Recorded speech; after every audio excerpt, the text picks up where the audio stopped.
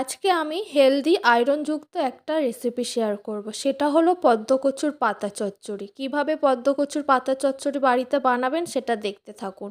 পদ্মকচুর পাতা নিয়ে নিলাম, সেগুলো ভালো করে কেটে নিলাম। আর এই কাটাকুটিগুলো আমার মামুনি আমাকে হেল্প করে। এভাবেই পাশে থাকবেন, থ্যাংক ইউ বললে আমি মামুনিকে ছোট করতে চাই না। যাই হোক, চলুন তারপর আমি উনুনে কড়া বসিয়ে দিলাম।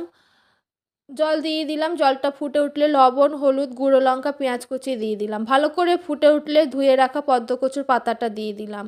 দিয়ে কিছুক্ষণ ঢাকা রাখতে হবে যতক্ষণ না জলটা পুরো শুকিয়ে আসছে। আমার জল শুকিয়ে এসছে, এবার নামিয়ে নেব। তারপর আমি ফোড়নে দেব, সরিষার তেল দিয়ে দিলাম, শুকনো লঙ্কা দিয়ে দিলাম। শুকনো লঙ্কাটা একটু বেশিই দিতে হবে, কারণ ঝাল ঝাল হলে ভালো লাগবে। তারপর আমি রসুন বাটা দিয়ে দিলাম, সিদ্ধ করে রাখা পদ্মকচুর পাতাটা দিয়ে দিলাম। যতক্ষণ না জলটা পুরো শুকিয়ে আসছে ততক্ষণ ভালো করে নাড়াচাড়া করে নামিয়ে নিতে হবে। দেখুন কতটা সুন্দর হয়েছে, এভাবে বাড়িতে বানিয়ে ফেলুন পদ্মকচুর